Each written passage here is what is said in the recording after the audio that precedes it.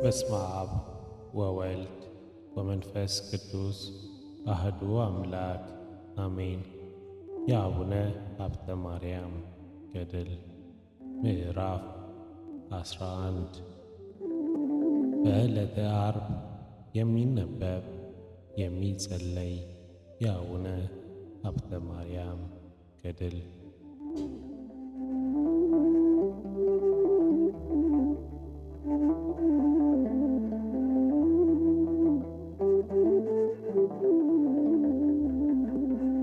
አብን በልብ ወልድን በቃል መንፈስ ቅዱስን በእስትንፋስ መስለን ሦስትነት ስለተናገርን በባሕሪ በሕልውና አንድነታቸውን አምነን በዕለተ ዓርብ የሚነበበውን የአቡነ ሀብተ ማርያም ገድልን እንጽፋለን። ከዚህ በኋላ ምዕራብ በመሰለኝ ጊዜ ብዙ ቅዱሳን ሲመጡ አየሁና ከእነርሱ ጋር በአንድነት መሄድን ጀመርን። ስንሄድም ብዙ አጋንንት ወደ ተነባበሩ ወደ ታች ሲወርዱ አየን። እኒህ አጋንንት ሥራቸው ምንድን ነው ብለን እርስ በርሳችን ስንጠያየቅ ከእኛ አንዱ ሥራቸው ማን በነገረን ነበር ብሎ ተመኘ። ይህንንም ስንነጋገር መንፈስ ቅዱስ ከቅዱሳኑ መካከል ለይቶ ወሰደኝ። እሊህም አጋንንት ወዳሉበት አደረሰኝ። ነፍሱን ከሥጋው ሲለዩ ወደው አንዱን ሰው ሲይዙ ታየው። ያን ጊዜ ያቺ ነፍስ አምጧት የሚል ቃል በእነሱ ላይ ስለተነገረ ከዚህም ቃል ጋር አመጧት የሚል ቃል ስለተጨመረ ያቺ ጎስቋላ ነፍስ ከሥጋዋ ተለይታ ፈጥና ወደ ሲኦል ወረደች። ይህን ሁሉ ካየው በኋላ ተመልሼ መጥቼ የተደረገውን ሁሉ ለቅዱሳኑ ነገርኳቸው። በዚህን ጊዜ ያቺ ነፍስ ይቅር ይላት ዘንድ ስለ እሷ አንድ ሆነን ልዑል እግዚአብሔርን ማለድ ነው። ለጣዖታት ስትሰግድ ስለኖረች ይህችን ነፍስ አልምራትምና አትድከሙ የሚል ቃል ከልዑል እግዚአብሔር መጣልን። ልመናችንን የማትቀበል ከሆነ በከንቱ ሰብስበህናልና ብለን ስላዘንን ሕገ እግዚአብሔርን የዘነጉ ሰዎች ቅጣት እንድታዩ ነው ቢለን ሕገ እግዚአብሔር የዘነጉ ሰዎች ሲቀጣቸው ለደጋጎች ሰዎች ዋጋቸውን ሲሰጣቸው አይተን አንድ ሁነን አመሰገን ነው። ከዚህ በኋላ መልሶ ወደ ሌላ ሀገር ወሰደኝና ከዚያም በመልአኩ በራጉኤል እጅ መብረቅ ወርዶ አንዱን ሰው ወደ ምድር ላይ ሲጥለው አየሁ። በዚያን ጊዜ የዚያ ሰው ነፍስ ከሥጋዋ ከተለየች በኋላ አጋንንት እጅ ስላደረጓት ዘወትር ከኔ ጋር የሚኖር መልአክ ነፍሲቱን ለመራዳት ተለይቶኝ ሄደ። ያቺም ነፍስ ካለችበት ወርዶ ወዳጁ ራጉኤል ወዳጄ ራጉኤል ሆይ ይህ ሰው የኔ አገልጋይ ነው፣ ለምን ገደልከው? አለው። መልአኩ ራጉኤልም ሰንበት ሳይለይ ዝሙትን መስራት የለመደ ሥራውም ዝሙት የሆነ ፈጣሪዬ ግደለው ብሎ ስላዘዘኝ ነው ብሎ መለሰለት። ኃጥአንን ሊያጠፋ እንጂ ጻድቃንን ሊያጠፋ መብረቅ እንዳይታዘዝ አንተ ታውቅ የለምን? አለው። ይህንን ሲባባሉ ሄደው ከሥላሴ ፊት ደርሰው ሰገዱ። ቅዱስ ሚካኤልም እግዚአብሔርን ስምህን የጠራ ዝክርህን ያዘከረ ሁሉ በአንተ ጸሎት ከፍዳ ይዳንልህ ብለኸኝ ነበር። ይህች ነፍስ የኔ አገልጋይ ናትና ማረልኝ ብሎ እግዚአብሔርን ማለደ። አሁንም ይህች ነፍስ አንተ የሰጠኸኝ ቃል ኪዳን አምና ስታገለግለኝ የኖረች ናትና ማረልኝ ብሎ ተማጸነ። እግዚአብሔርም በጎ ሥራንና ክፉ ሥራዋን ባስመዘነ ጊዜ በጎ ሥራዋ ከክፉ ሥራዋ በለጠ። ያን ጊዜ ቅዱስ ሚካኤል ይህችን ነፍስ በክንፉ ታቅፎ ወስዶ ለቅዱስ ገብርኤል ሰጠው። ቅዱስ ገብርኤልም ለቅዱስ ሩፋኤል አስረከበው። በኋላ ለሰባቱ ሊቃነ መላእክት አስረከባትና ሰባቱ ሊቃነ መላእክት አንዱ ወደ አንዱ የተቀባበሉ ከመስቀል ዘንድ አደረሷት። ከመስቀል ዘንድ ካደረሷት በኋላ በመስቀሉ አሰግደው መስቀልን ካሳለሟት በኋላ በቅዱስ ሚካኤል አማላጅነት ወደ ገነት አስገቧት። ያም መልአክ ወደ እኔ በተመለሰ ጊዜ መስቀል ታሳልሟት ዘንድ ያች ነፍስ ወደ መስቀል ለምን ወሰዳችኋት አልኩት። በጥልቅም በትንሽም ነገር ክርስቲያናዊ ነፍሴ የሚቃወም ቢመጣባት ድል የምትነሳበት በመስቀል ፍርድ ይታይላታልና ስለዚህ ነው አለኝ። የሚከራከራት ቢኖር ግን እንዳየኸው ወደ መስቀል ባደረሷት ጊዜ የሚቃወማት ሰይጣን ይርቅላታልና ዳግመኛም አይከራከራትም። ዛሬ ይህች ነፍስ የሚከራከራት አልነበረምና ስለዚህ ወደ መስቀል ለመውሰድ አፈጠንን፣ ሰይጣን ሊነጋገራት ሊከራከራት እንዳይችል አለኝ።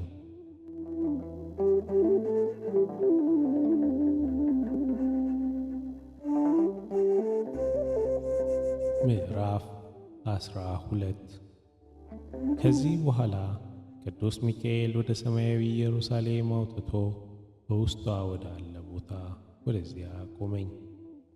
እንዲህም ባለ ሥራ ሳለሁ የልዑል እግዚአብሔር የባሕሪ ልጁ ሾማቸው 12ቱ ሐዋርያት ወደ እኔ መጥተው ሀብተ ማርያም ሆይ ከልጅነትህ እስካሁን የሠራውን ኃጢአት እኛ ከሠራነው ያጎደልከው ቃል መንፈስ ቅዱስ ይቅር ብሎሃል አሉኝ። ለእነርሱ ሰግጄ ቡራኬ ከተቀበልኩ በኋላ መልአኩ ልብሰ ተክህኖ ለብሶ በዕርፈ መስቀል የእሳትን ፍህም አንስቶ ከንፈሬን አስነካኝ። በፍቅር አንድነት ተመልሰህ ቀድሞ ወደ ነበረክበት ግባ፣ ቢሰሙህ የዚህን ዓለም ሕዝብ አስተምራቸው አለኝ። እንዲመለሱ በደላቸውን ሁሉ አስረዳቸው፣ ባይቀበሉ እኔ እፈርድባቸዋለሁ ባለኝ ጊዜ ወደ ቦታዬ መልሶኝ በእግሬ ካቆመኝ በኋላ ከኔ ተሰወረ።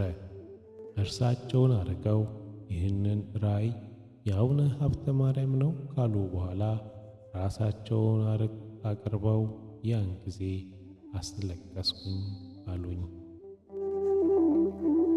ከዚያች ቀን ጀምሮ በመንፈስ ቅዱስ ተገልጦለት ያልተደረገውን እንደተደረገ ያመጣውን እንዳለፈ ከሰማይ በታች ከምድር በላይ ያለውን የተሰወረውን ሁሉ አወቀ።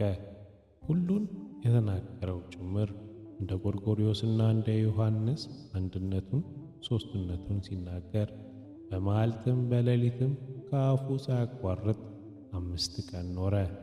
5 መነኮሳት ካነጋገሩ ድምፅ የተነሳ እያደነቁ ድርሰቱን ሲሰሙ ሰነበቱ።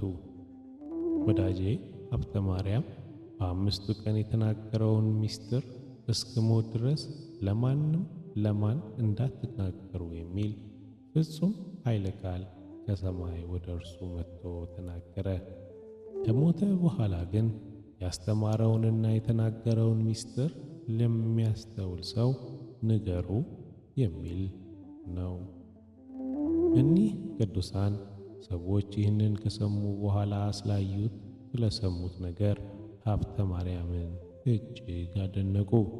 የተገለጠለትን ምስጢር የተናገረባቸውንም ዕለታት የታወቁ ናቸው።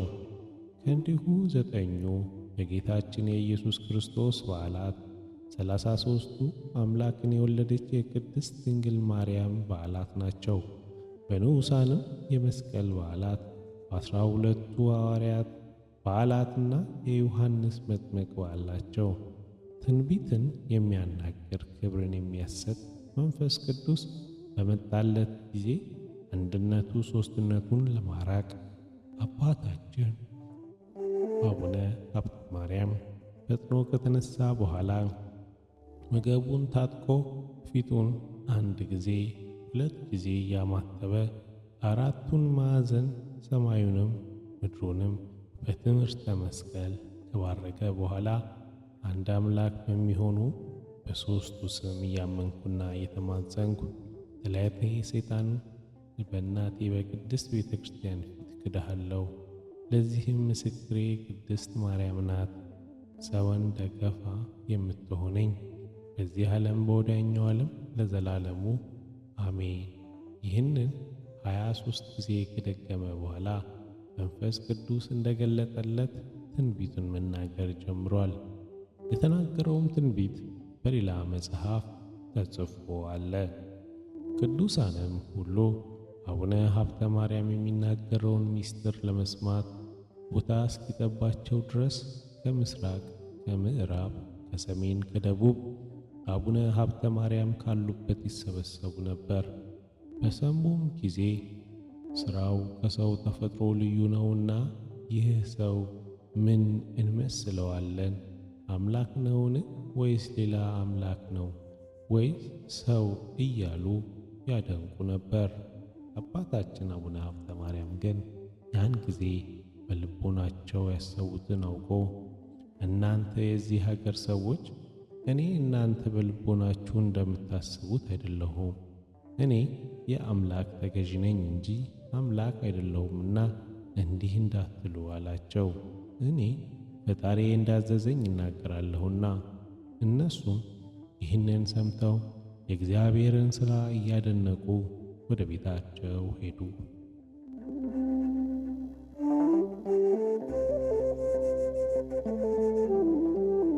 አባታችን አቡነ ሀብተ ማርያም ከሀገር ወደ ሀገር እስኪያባርራቸው ድረስ አጋንንት እንደ ባሪያ እየገዛ ብዙ ዘመን ኖረ።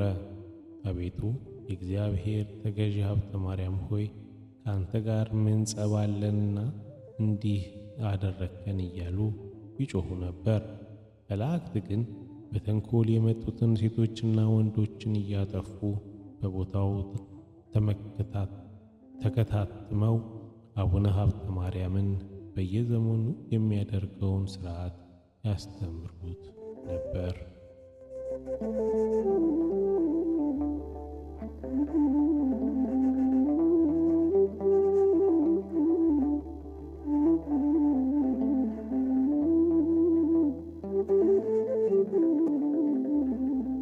ምዕራፍ 13 ከዚህ በኋላ የመላእክት አለቃ ቅዱስ ሚካኤል አቡነ ሀብተ ማርያምን በትምህርትህ የሚድኑ ብዙ ሰዎች አሉና ማዕርገ ቅድስና እንድትቀበል ና ወደ ጳጳሱ እንሂድ አለው።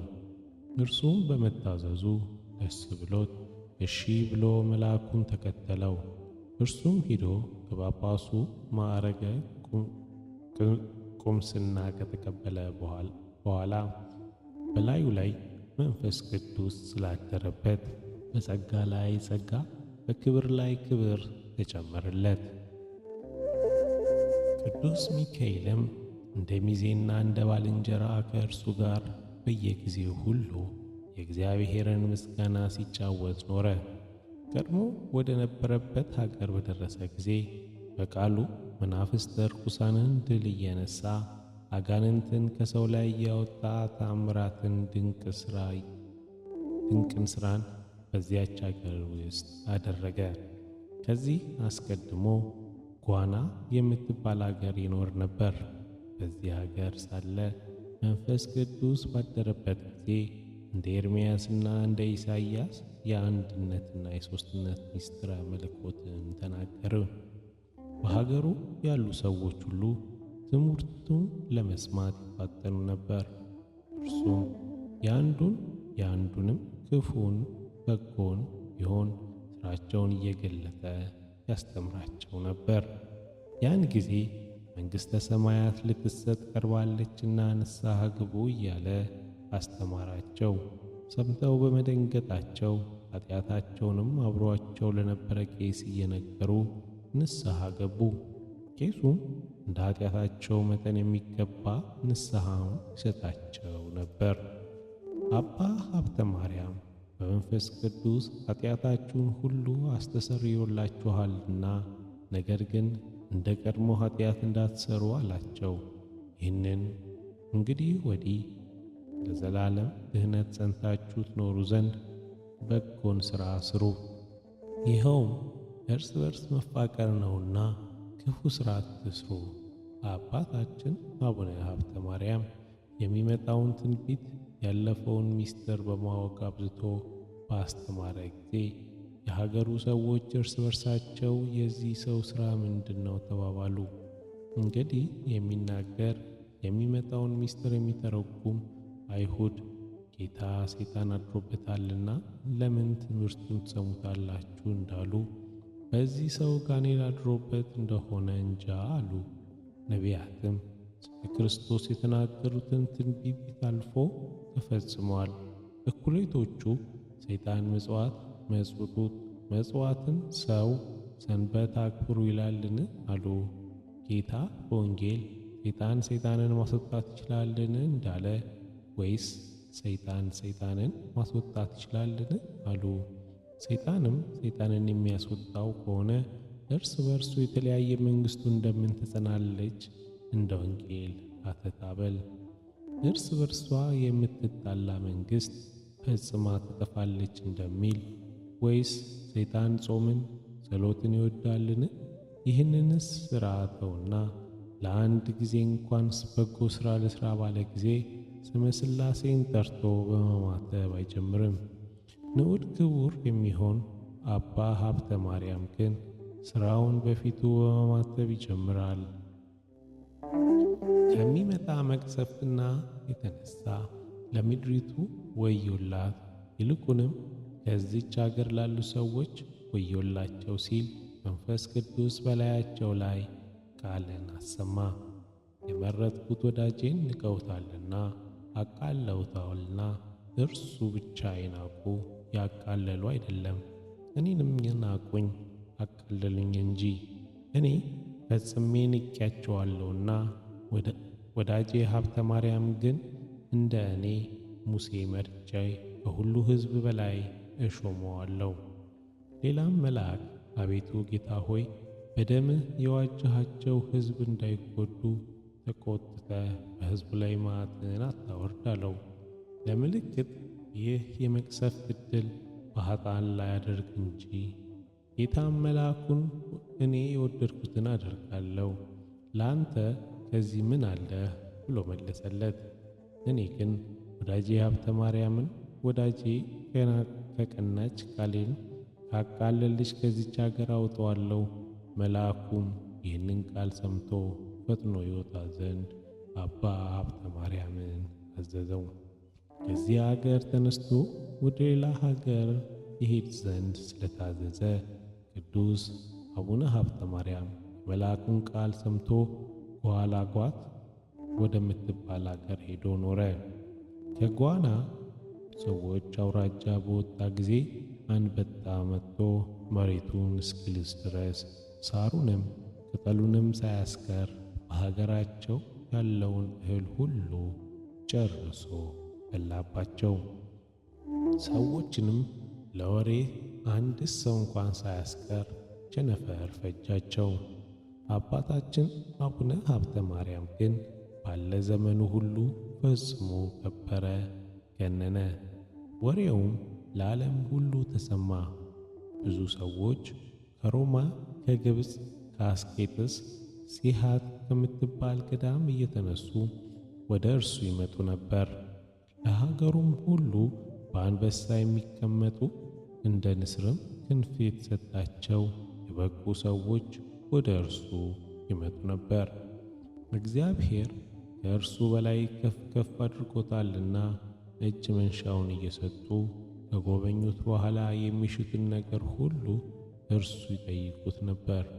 እርሱም የሚመጣውን እንዳለፈ የሚደረገውንም እንደተደረገ አድርጎ ይነግራቸው ነበር። እርሱም ከልጅነታቸው ጀምሮ እስከዚያች ቀን ድረስ የሠሩትን ሥራ ይነግራቸው ነበር። እነርሱ ዕውቀቱን እያደነቁ እግሩን እጁን ሲስሙት እርሱም እንደነሱ እያንዳንዳቸውን ይስማቸው ነበር። እርሱም ብቃታቸውን አይቶ ሥራችሁ እንዲህ ሲሆን ለምን ወደ እኔ ትመጣላችሁ አላቸው። እነርሱም በማናቸውም ሥራ እግዚአብሔር በለመነ ጊዜ እርሱም በኢትዮጵያ የሚኖር እንደ ሙሴ ያለ ሀብተ ማርያም የሚባል ወዳጅ ያለና ሁሉም ስለሚነግራችሁ ዘወትር እርሱን ጠይቁ ብሎ ስላዘዘን የእግዚአብሔርን ቃል ሰምተን ወደ አንተ መጣን አሉት። እርሱም ከሩቅ መምጣታቸውን እያደነቀ ቅዱሳኑ በፍቅር አንድነት ይሸኛቸው ነበር። አባታችን አቡነ ሀብተ ማርያምም ከዚህ ዓለም በሞት እስኪለይ ድረስ ከሩቅ እየመጡ ቅዱሳን ዘወትር ሲጎበኙት በአንዲት አይነት ሥራ ኖረ። ዳግመኛም አብረውት የሚቀመጡ 3 ልጆች ነበሩት።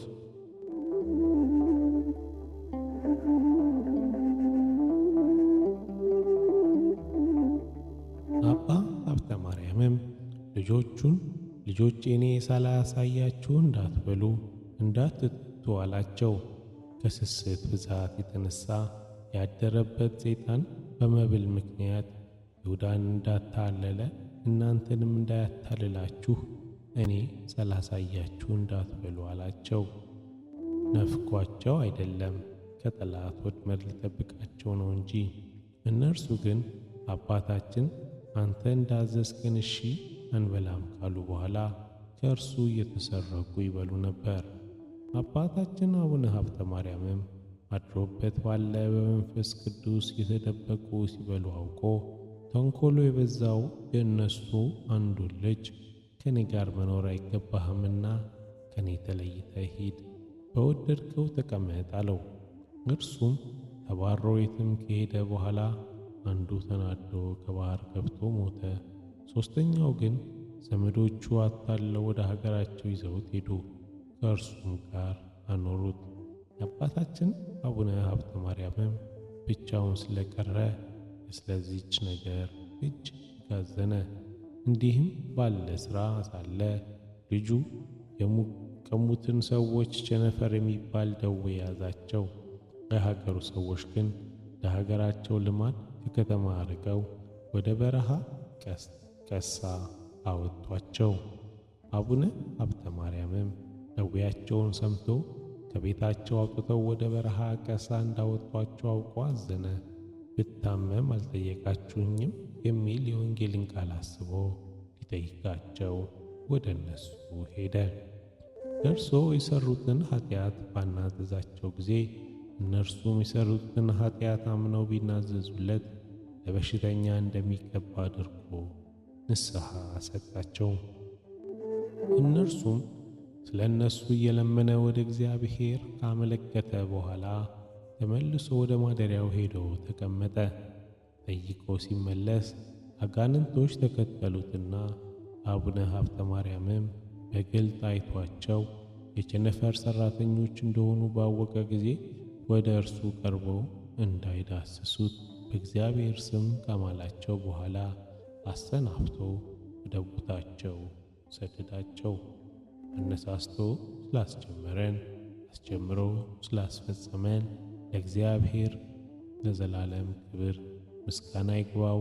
ልመናው ክብሩ በሁላችን በሕዝበ ክርስቲያን ለዘላለሙ ሰፍኖ ይኑር። ወስብሐት ለእግዚአብሔር ወለወላዲቱ ድንግል ወለመስቀሉ ክቡር። ይቆየን።